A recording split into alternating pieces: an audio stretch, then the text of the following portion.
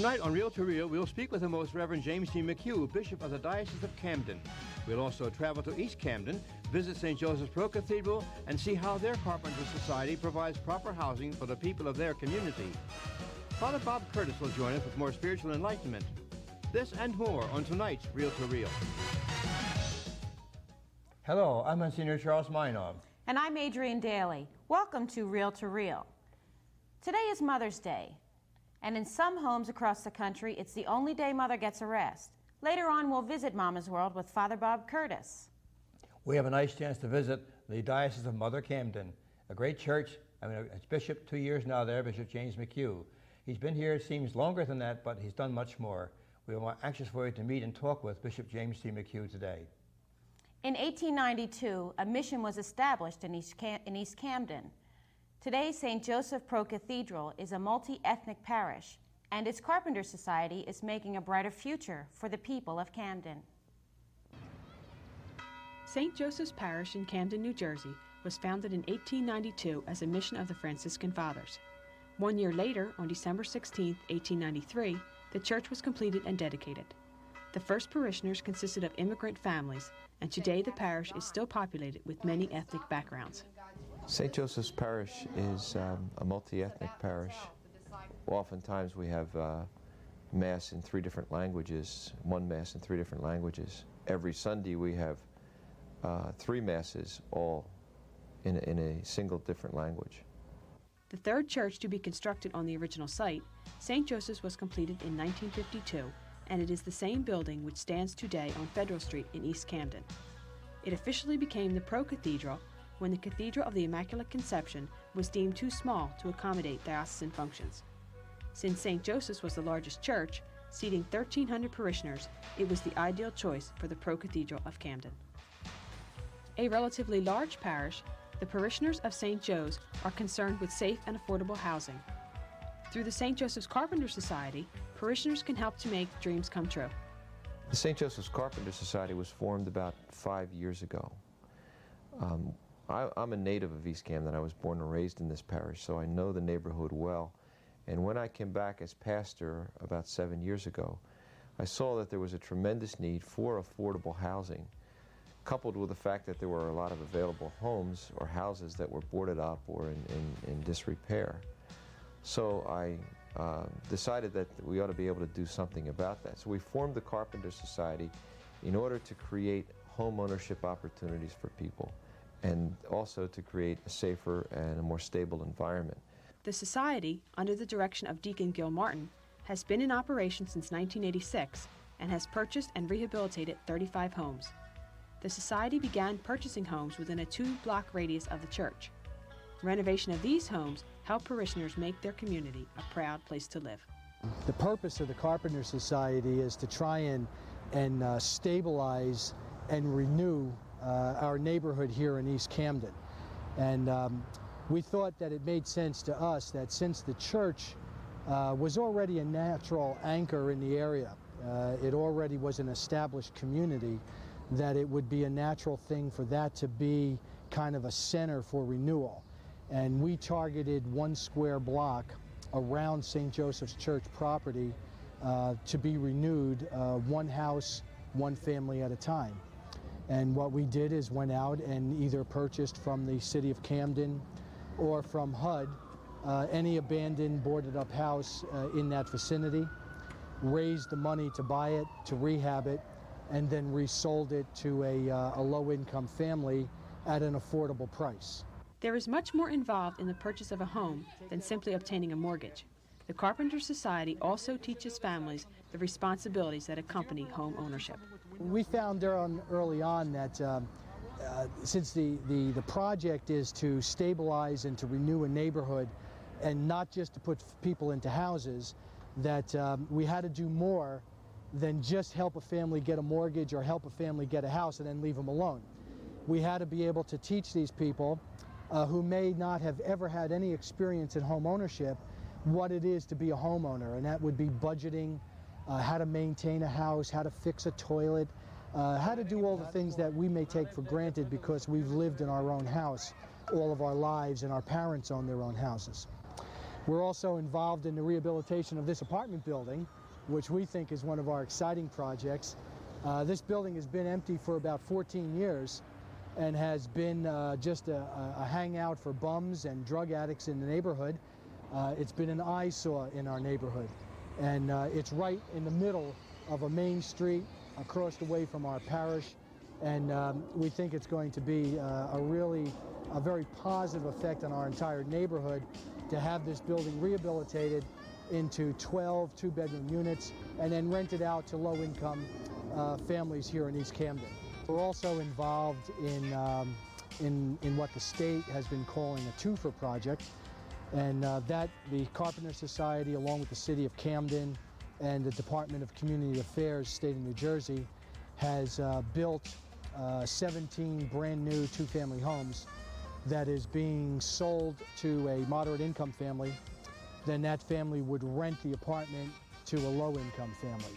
A state-funded housing project, co-sponsored by the Carpenter Society, the Twofers organization is providing the first new homes built in East Camden since the 1950s. Even though it's a city parish and even though it's a poor city, it's still a vibrant parish with a very good population and a good participation.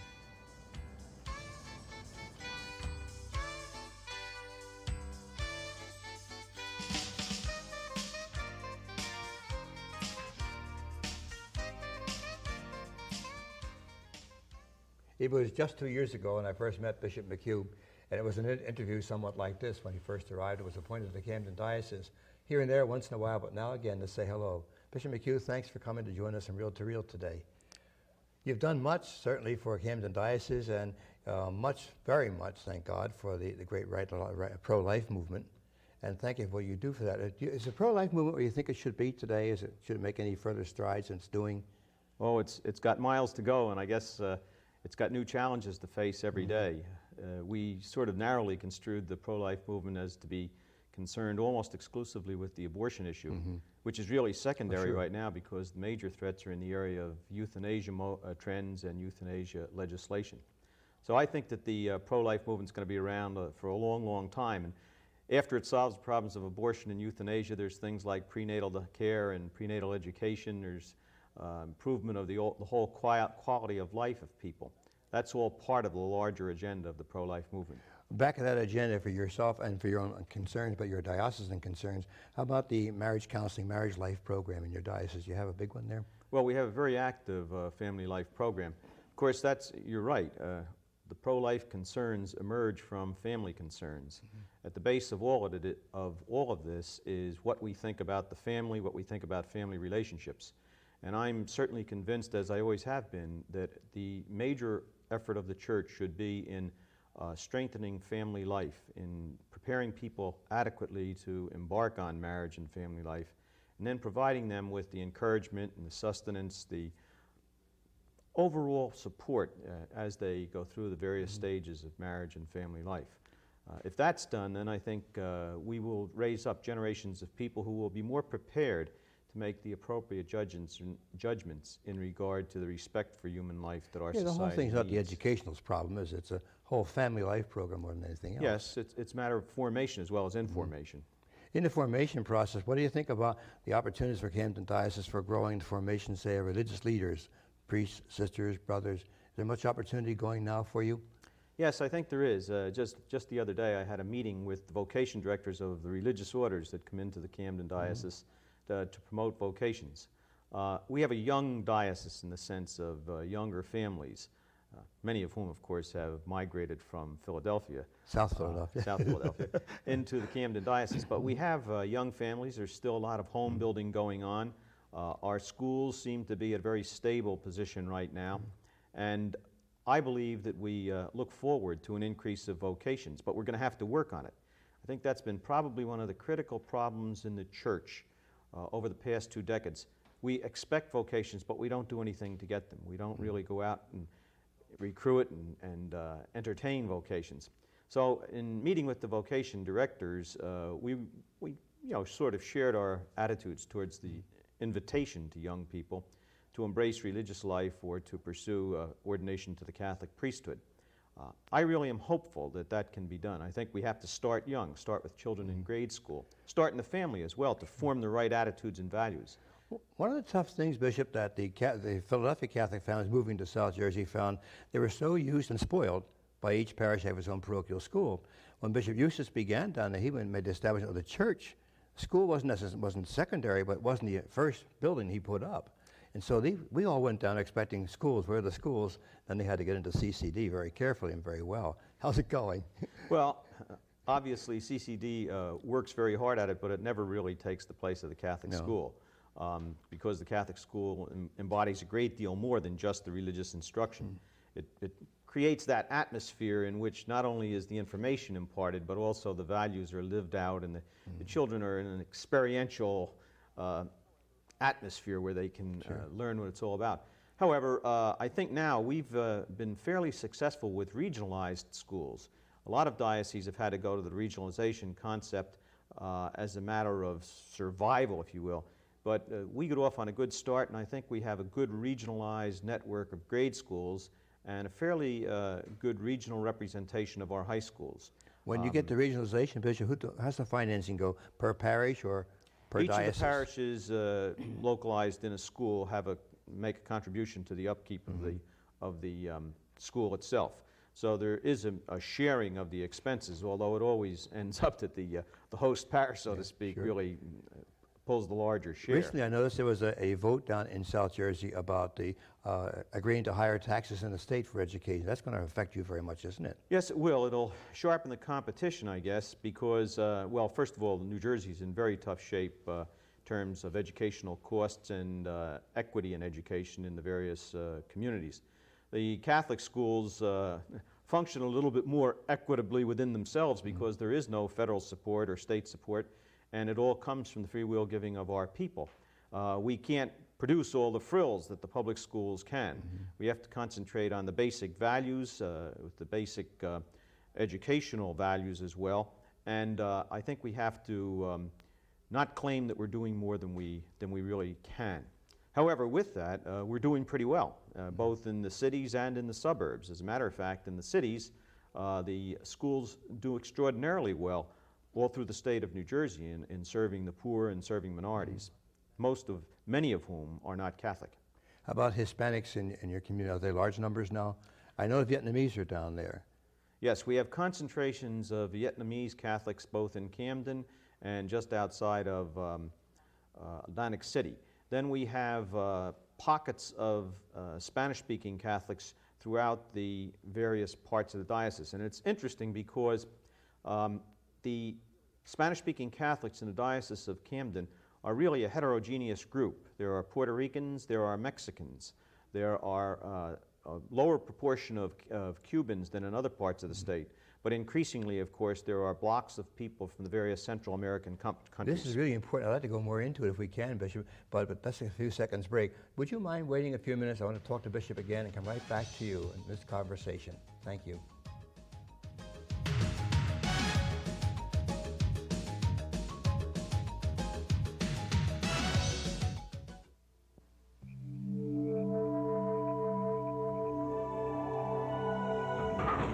Hey, Max, watch it.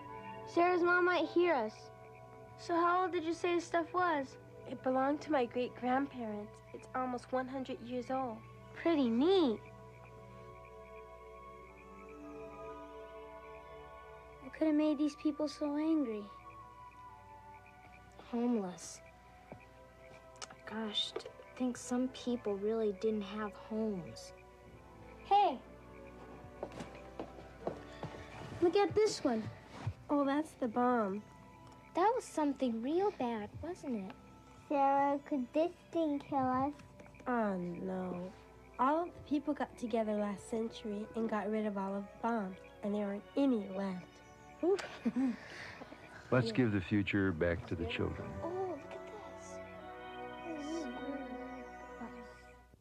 Throughout the Archdiocese, over 250,000 men, women, and children, members of God's family, have been helped by the human services programs funded by the Catholic Charities Appeal. Within the great family of the Archdiocese of Philadelphia, the Catholic Charities Appeal gives us all the opportunity to give our time, our talent, our treasure, but above all, our love to brothers and sisters in need. Hello, I'm Gary Maddox. Learning to read can change your life. To get help, call the Mayor's Commission on Literacy at 686-8652.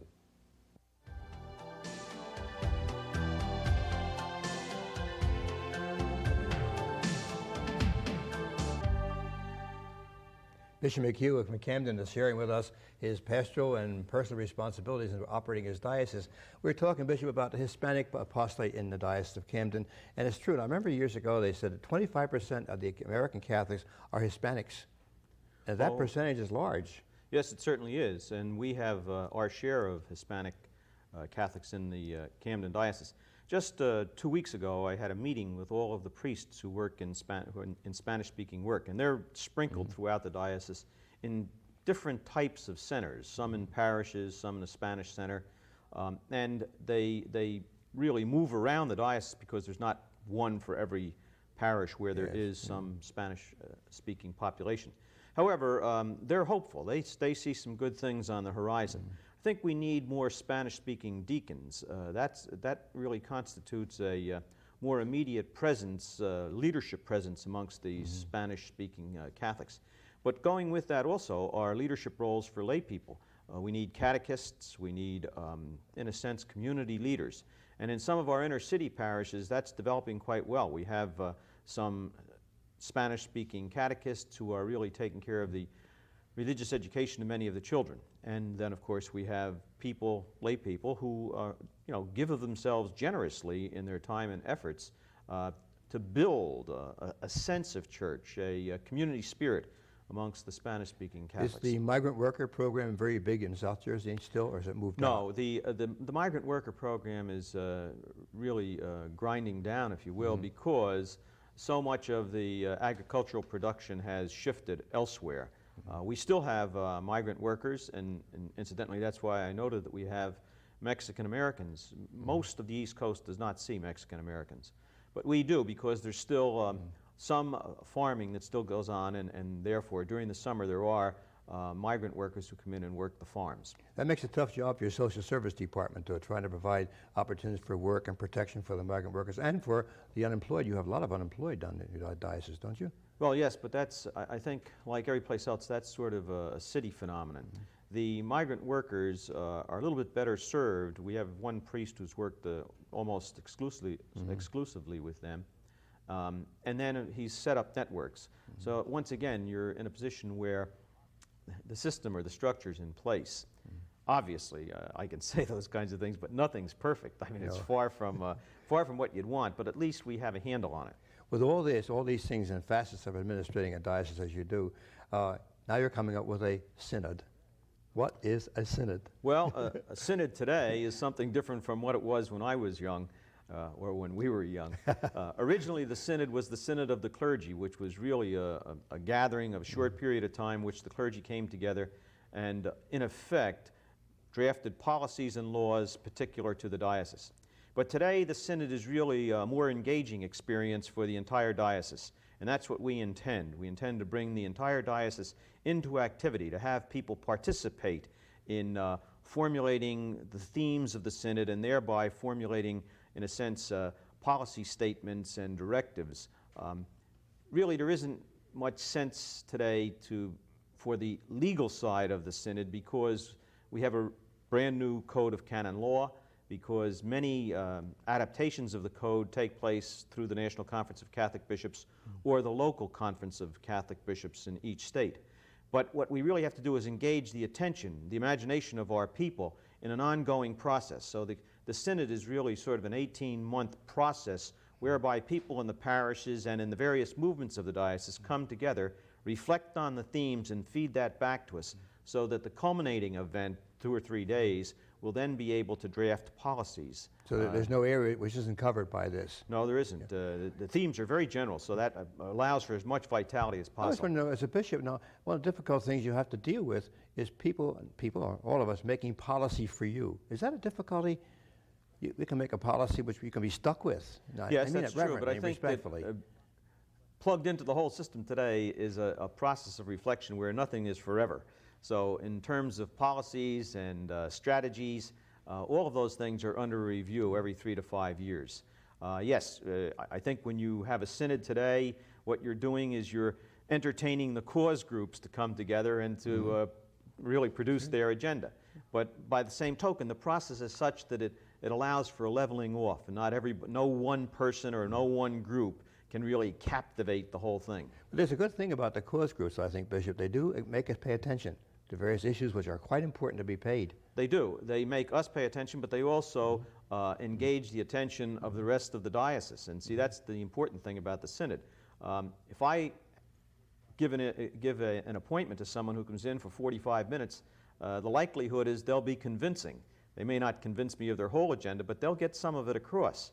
And then that puts me in the position of saying yes or no. Whereas if they have to explain their agenda to a large group of people who have other agendae going at the same time, that creates that leveling process. It really then also produces a consensus as to what the priorities are. Everything's good, but we need priorities. But you know, it's interesting you say it puts you in a position. That's right. In being put in positions like that, who takes care of James McHugh? How do you handle it? I leave that up to the Lord, more or less. Well, it does take some recreational things. Oh, well, I take care of the personal side of it. I manage to crank in a half an hour every day for a little recreation. You can manage time? Oh, yes. I think that's important.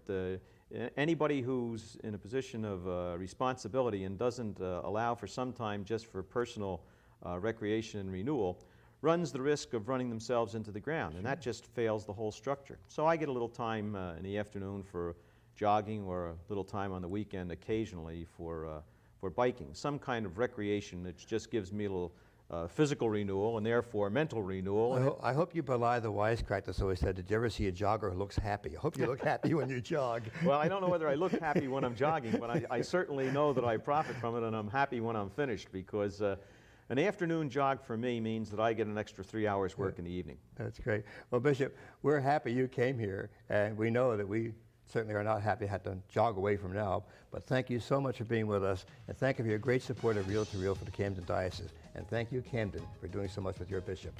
Thank you.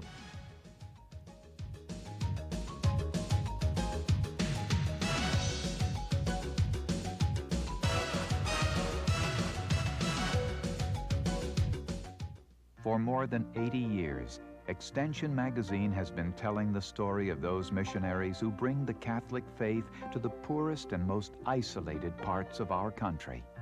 You can bring this Catholic tradition into your home with a free introduction to Extension Magazine.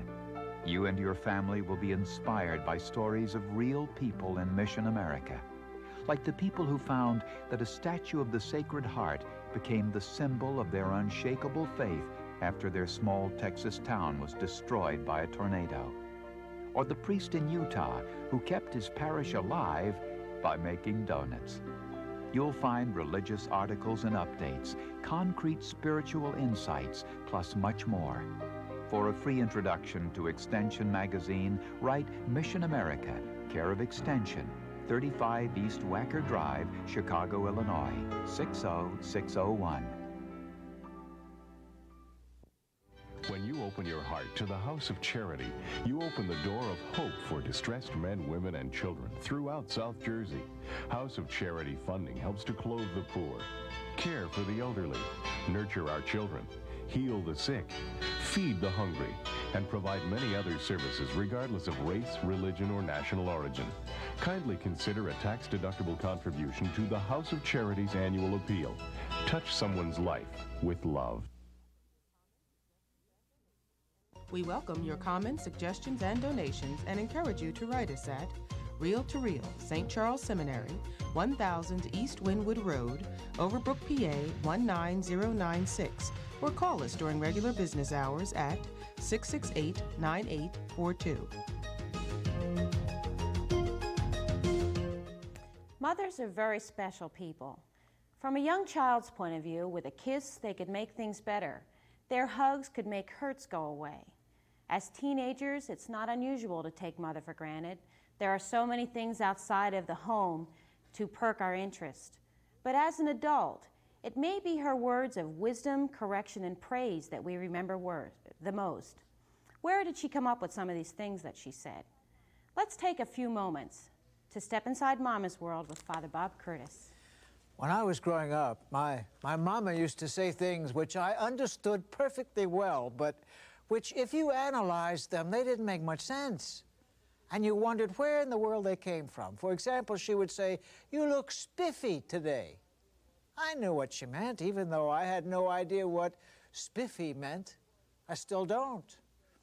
And when she was surprised, Mama would say, "Great guns in the morning." And when something was broken to my mama, it was smashed to smithereens. And when asked how she felt, she'd say, "Pretty chipper." And when you said something she believed to be correct, she'd say you were right as rain. Not just right, but right as rain. Anybody over 6 feet was a tall drink of water. When she talked on the phone with one of her friends, she was chewing the fat. If you put my mother in mind of something from the past, she'd say, "Gosh, I haven't thought about that since Hector was a pup." When I'd be full of excitement about some surefire scheme I had, she'd never squash my hope, but she might cock her head and say, "Well, the proof is in the pudding." And nothing ever scared her. It gave her the willies. These expressions are mysterious in their origin, and taken out of context, they don't mean anything. But my mother got my attention with them, and she communicated in a manner that stayed in my mind.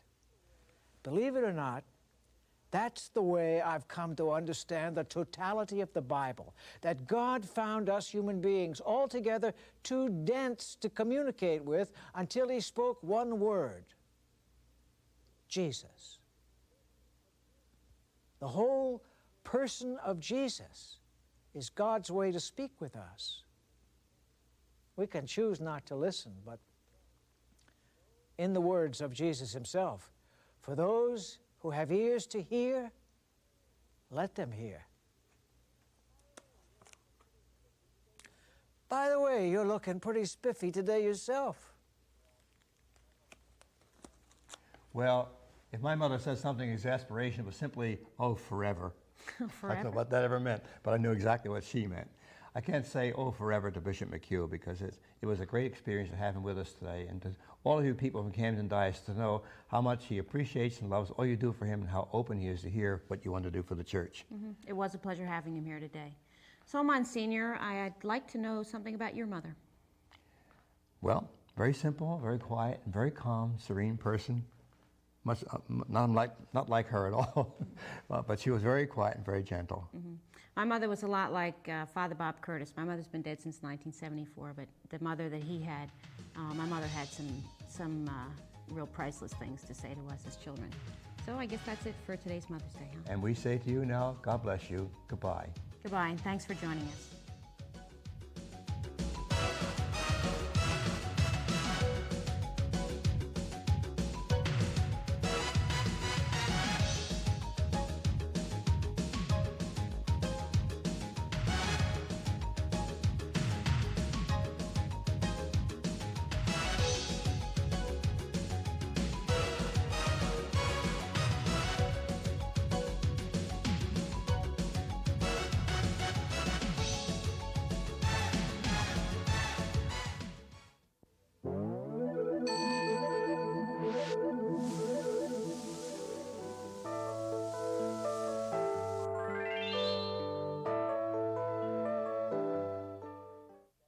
If you want to experience what that first Pentecost Sunday might have been for the apostles and the holy women, then join us for our Catholic Charismatic Rally at Villanova University on May 24th and 26th.